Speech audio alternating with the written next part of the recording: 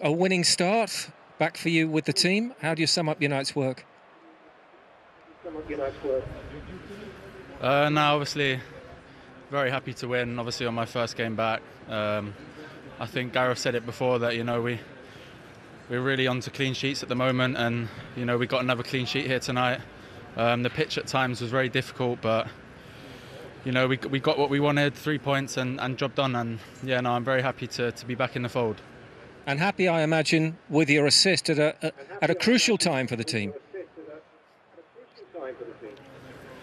Yeah, no, of course, and I think maybe a little crucial time for me. I gave a couple of sloppy balls away, and I think when you're playing with Harry Kane, he's going to be in the box, and if you hit the area, he's going to always be there, and he was. And great header by him, and of course a crucial time for us to get the opener and sort of settle things down. What did England need to show after that? Because it felt as though you were then able to settle into your game much more. Yeah, definitely. I think we controlled the tempo well. I think at times their only chances really came from mistakes from us. I think at times the pitch didn't help. The pitch was very difficult, but of course no excuses. We know we made a couple mistakes, and even towards the end of the game, Gareth spoke after that. We needed to control it better, especially against maybe higher opposition, and maybe we might have been punished. But look, it's a very good win, and it's a great feeling to be back in and around the team. Yes, it's your 8th cap in 7 years, so you'll want to run in the team now. What does it mean to you to be back now, and how much would it mean to you to be part of the Euro squad?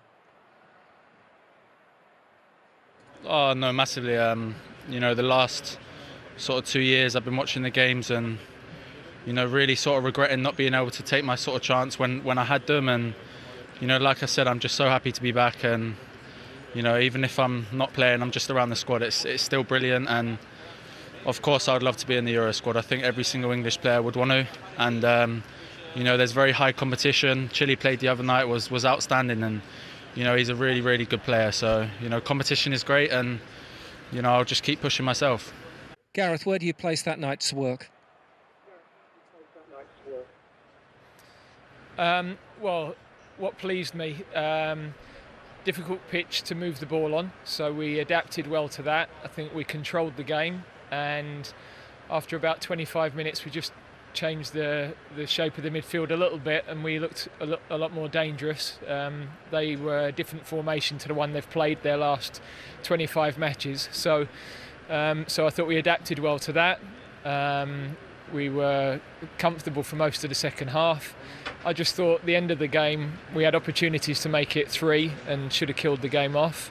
And I didn't like the way we managed the game in the last 15 minutes, charging forward when we didn't need to, throw in at the end that we nearly conceded a goal from. So pleased with the win, but I think there were areas that we can certainly tighten up on.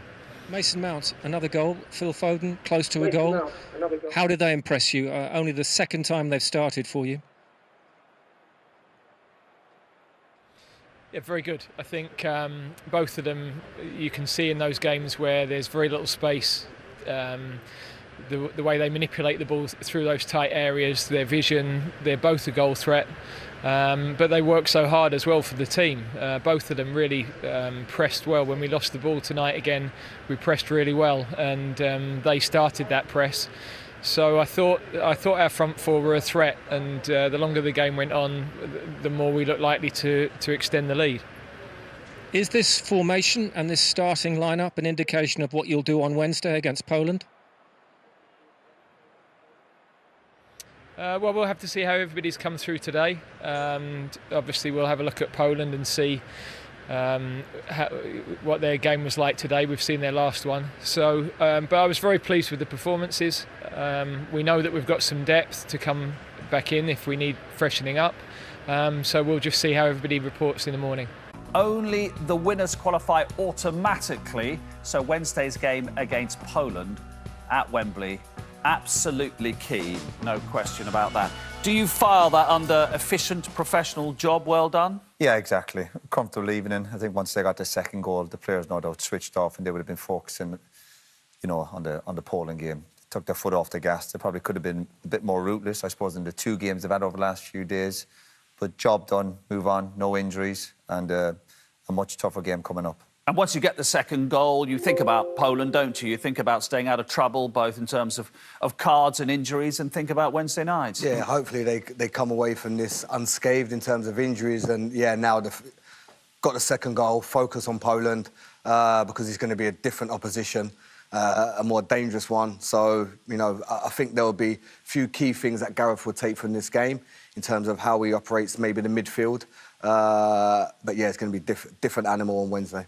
We're looking forward to Wednesday, aren't we? In the sense of what a challenge that will be for England. As I just mentioned, only the winners qualify automatically, so that makes Wednesday key match. Yeah, I'm very much looking forward to it, especially watching Lewandowski live. I love watching him live, watch what he does. But yeah, it's going to be a good game. You know, we've had 2 games that we should win, and we have won. We have won pretty well, pretty comfortably. So, you know, all you can do is beat what's in front of you, and we've done that, I thought, comfortably tonight, and obviously the other day as well.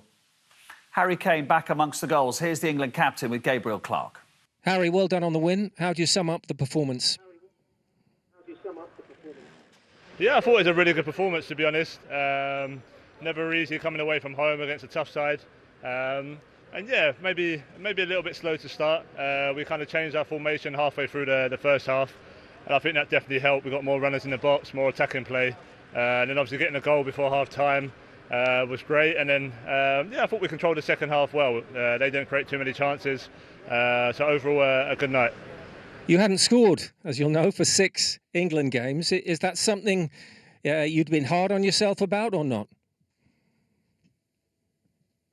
No, I think I've always said as a striker, sometimes you go through spells where everything you touch goes in, and sometimes it just doesn't quite go your way. I think I had a few off the line in that spell, an offside goal that I don't think was offside. So, and that's part of being a striker. You know, you just got to stay focused on doing your job for the team, and thankfully we've done that as a team today. And like I said, it's great to get the 3 points. How much is your role evolving with this group, dropping deeper to set up chances as well? Yeah, I think it's been part of my game for a while now. Obviously, there's been a lot of talk about it this season for club, but I feel like for country, I've been doing it more regularly. Obviously, we've got great pace on the wings, we've got great forward runners from midfield. So yeah, it's natural for me to drop and try and create play as well. And thankfully, Mace put one away tonight with a great finish. Obviously, you'll want to make it 3 out of 3, but how much improvement is needed for Poland? Yeah, of course, we need to keep working hard. We're not the finished article yet, but look, we're in a good place. We've won 2 games. Obviously, people expect us to win, but you still have to go out there and do it. And now Poland will be probably the toughest game in the group. So we're ready for that. It's a quick turnaround, so it's all about recovery over the next few days. Yeah, and if we can win that, I think we can go 5 points ahead in the group, or 4 points. Yeah, and that puts us in a great position going into the games after the Euros. Joining us, Harry, well done. Cheers, thank you. Cheers. Let's look at his goal first, then we'll talk about, which we did at half-time, about dropping deep in this game and the impact it has on him and the England team. But looking at his goal, his first in 7, so he would have been acutely aware of it. You goal scorers are with yeah, but the thing is that, you know, when you haven't scored in 7, you think to yourself, I want to be in there, because this is the kind of game you're going to be playing in where probably going to get chances if the ball comes into the box, and you can see him here, where he is. That's where you want him. His movement's too good for the defender. You know, he's a top-quality forward, so the defender's waiting, he's on his heels, and he's got the kind of movement, the acute movement, that if the ball's good enough in there, he's probably going to make the kind of the movements that's going to get in front of the defender, and he did. He can see the defender's number, can't he? And you always say, if he can see the defender's number, the defender can't see you. What happens with that? You know, Luke Shaw's delivery is fantastic, you know, but what happens is he's gone in, and the defender's probably, as the defenders look like that, and as he's done, he's gone. And that's why people say, well, how's he get in front of him? Because the defender's on his heels, looking, thinking, right, he's going to come towards me. Harry Kane's gone behind him and then, bam, in front of him. It's what would you be saying to, if you were a defensive coach, what would you be saying about the manner in which Albania conceded that? You've got to get over. You've got to maybe be a step to the right, you know, maybe on Harry Kane's left shoulder a little bit more. You know, Harry Kane is a very, very clever striker, so he's preparing that space. He's waiting because he wants to go in there. So I would probably take a step to the right and just, you know, cut that off, to be honest. And you would say, because you played with David Beckham, was brilliant at this, don't obsess from those wide positions about trying to pick somebody out. You put it in the air and put the emphasis on the attacker to make the most of it. 100%. Shaw's not looking for anybody there. He's just putting it to the right area. And again, we see Kane, instinct, anticipation, and obviously then the clinical finish. So I love the simplicity of it. Brilliant. Ball into the box. A world-class striker. Finishing brilliantly. Where do you stand on the Harry Kane dropping deep? He was saying there, been doing it for Tottenham for a couple of seasons now, and imply that he was doing it for England. It just hasn't been picked up quite as much. I don't mind in certain games when he drops in. Of course, he does it for Tottenham, and sometimes he's obviously got more pace around him when he's playing for Tottenham or with the England players. I think today's example, he probably doesn't need to do it because they're dominating possession. They're obviously going to be creating chances. That's where he needs to be. And I think Harry knows that. It's a habit he has, and he didn't really need to be doing it today. And we discussed it at half-time. If he were playing in midfield today and he was dropping in, what you'd say to him is, get out of here. Get up the pitch. We're dominating the game. We've got possession. We don't need it. But there will be certain games where he drops in and he picks people out, and he's brilliant at doing that as well. It's just picking the right time to do it. Yeah, well, when we have a look at what he did in the first half in particular, it'll be interesting to see if actually he thinks it is appropriate to do something similar on Wednesday against Poland. Well, you look at this, I think that Raheem Sterling's in a better position. He can stretch him. But then Luke Shaw, he's not even looking. He's not even looking. He's past it to Harry Kane, and Harry Kane's coming into a situation now where you think, well, you've got Calvin Phillips can do that. Declan Rice. He's past it now. And now, once this goes out to the other side, he's now struggling to get into a situation where he can then go and attack the box. Now, if that's going to happen, and people see Harry Kane going short, then they should be going in there and make sure that they fill in for him so as they can attack the box. Because too many times today, there's opportunities where people weren't in there. And because he's not quick, and because he's not quick enough to get in there anyway, it'd be different if he's not electric. And then could sprint in like a Rashford, but he's not that quick anyway. What do you think will happen against Poland? Let's assume that the percentage of possession will be shared fairly equally, you would imagine, wouldn't it? Poland are comfortable on the ball. Would you want him dropping in that situation when Poland have more of the ball? On the right time. It's about the time. It'll be part of the game where England will no doubt be under more pressure on Wednesday, where Kane will want to drop in and link up, and that's fine. It's just picking the right time to do it. But when you're dominating possession, you don't need any striker dropping in, as good as they are even in terms of passing. And if he's going to go in, and everyone knows he's going to go in, because he said he's been doing it for England and people haven't picked up on it, but if that's the case, then Gareth and the guys should be saying, right, if he goes, then make sure, if it's Phil Foden, if it's Mason Mount, you go in there and make sure you occupy that space. Because, like you saw him trying to get in the box, he didn't get there, and the ball's come in the box and there's no one in there. And if you're a good defender, Poland, they've seen Harry Kane on the halfway line. Yeah, are you happy? They'll be delighted. Yeah. Delighted. Absolutely. Interesting that he talked on international duty about his club future, which doesn't happen very often with England. He's 28 in the summer, and, of course, he's linked with big clubs around Europe. And he's at a big club now at Tottenham. If he doesn't leave this summer, are you thinking, well, he'll be at Tottenham for the rest of his career, that this is actually the pivotal summer for Harry Kane's club future? Yeah, every time I hear him speak, even he talks about or addresses the situation about the contract, he seems happy. But under the surface, I can tell he wants to win as well. Like, most players want to win. They want to compete for trophies. They want to, finish their career with as many top games, big accolades they can do. And will he do that at Tottenham?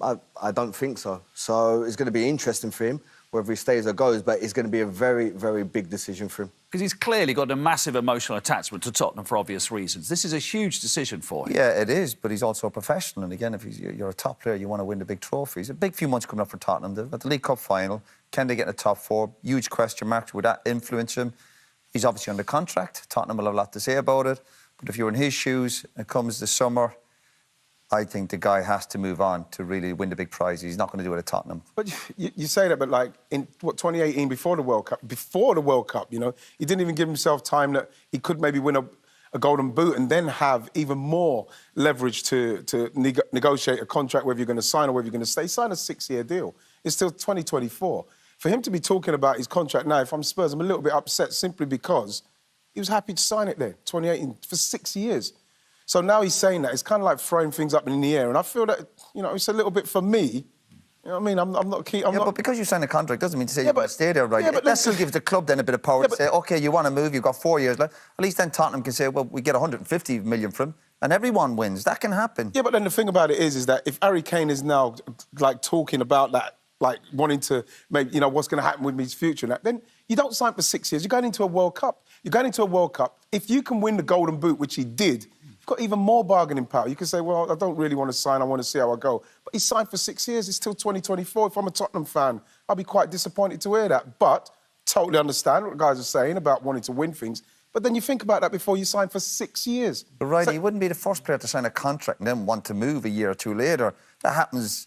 And that protects the club as much as well, because it protects his value, doesn't it? And he is the one big... I know Son's a very good player, but he's the one big saleable asset Tottenham have, and every club financially is struggling because of COVID. So if they want to reboot the team, that's the obvious place to get a lot of money. Yeah, and of course, and there's parts of Kane's games I've looked at recently where I'm thinking, if he's the captain of the club, I've looked at him games in Europe where they got knocked out, and I said, we need a bit more from you. So sometimes Mourinho or Tottenham will have to say, OK, he keeps making these noises. If there's a big offer on the table, we'll take it and we move on and we'll reinvest it.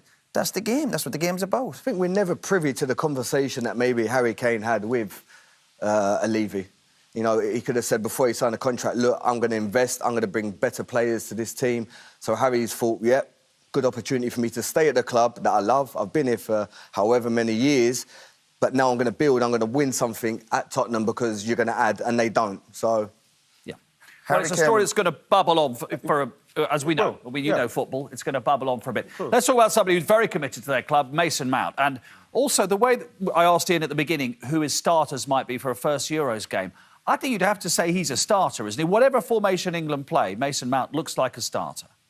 Yeah, I think Gareth really, you know, we talk about that word, you know, really trusts him, you know, to implement the tactical game that he wants. I think, you know, he presses well from midfield. He can press 1 or 2 or 3 players at times, you know, which can get the line up. He's always forward-thinking. He always wants to break the lines with passes, you know, forward. He's got that energy to run in behind. He's literally, he can do, you know, he's an all-rounder. And again, you just wondered, does he score enough goals? And then today he proved, you know, the quality he has in front of goal with a great finish. He was nice and calm in front of goal, wasn't he? Very calm. Very calm, and, you know, when he's going through, he's one of those, I think to myself, because he's got the technical ability to do it. You know, he's somebody that once he gets into this, and this is a good picture to see Harry Kane. Yes, if you're going to be in and around there, so then you can have people who are running off you and you pass it. And once he does this bit, I love the way he lifts it.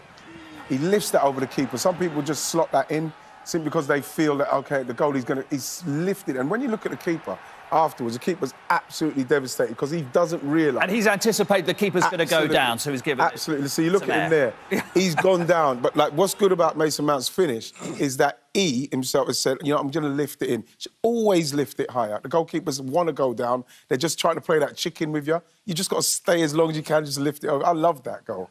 I love that goal. And you could see him, Mason Mount, playing. Well, you like him as well, don't you? Oh, I think he's outstanding. Yeah, I think... And he, do you know what? He affects the game. He's always involved. His goal today is outstanding. And the beauty, he makes the game look easy. He's always in control of the ball. Outstanding talent.